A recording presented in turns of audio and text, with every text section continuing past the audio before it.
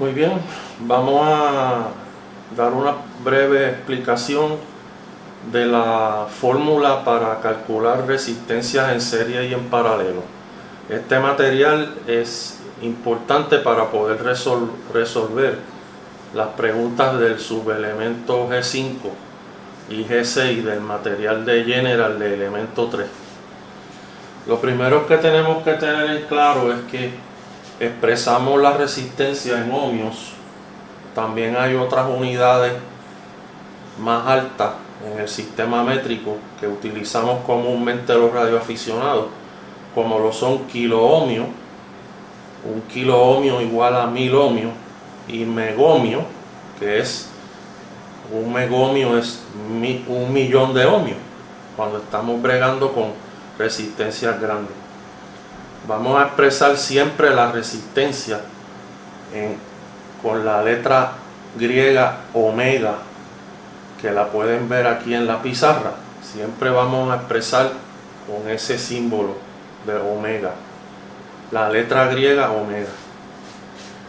Este es el símbolo de resistencia. Cuando tenemos resistencias en serie, las sumamos, R1 más R2. Si fueran dos resistencias, si fueran tres, R1 más R2 más R3. ¿Okay? Y si fueran más de 3, vamos a seguir sustituyendo el número de resistencias que estamos conectando en serie o que estén conectadas en serie, y las vamos a sumar todas, y eso nos va a dar la resistencia total del circuito. El circuito de resistencias en serie también se utiliza como divisor de voltaje. Eso es lo que tenemos que tener en claro para poder resolver los problemas o las ecuaciones verbales del material del examen de General elemento 3 que están contenidos en el subelemento 5 y en el subelemento 6. Cuando tenemos resistencias en paralelo, vamos a dividir. Si se fijan aquí, tenemos estas dos resistencias y estas están una al lado de la otra, conectadas en lo que llamamos paralelo. En la conexión en paralelo vamos a dividir, vamos a utilizar dos fórmulas dependiendo del número de resistencias que van a estar en el circuito paralelo. Si son dos resistencias, vamos a utilizar esta fórmula, R1 por resistencia 2 dividido entre resistencia 1 más resistencia 2. Si fueran 3 o más resistencias, vamos a usar el inverso de los recíprocos. 1 dividido entre 1 sobre R1 más 1 sobre R2 más 1 sobre R3. Y eso nos va a dar la resistencia total del circuito. Si tenemos dos resistencias del mismo valor en paralelo, escuche bien, del mismo valor. Por ejemplo, tenemos 100 ohmios aquí y 100 ohmios acá.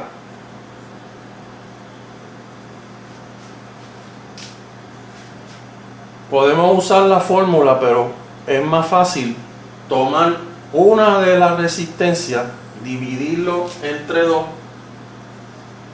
y la respuesta es 50 ohmios. En el circuito en paralelo, la corriente se divide a través de las distintas resistencias individuales. El voltaje es el mismo.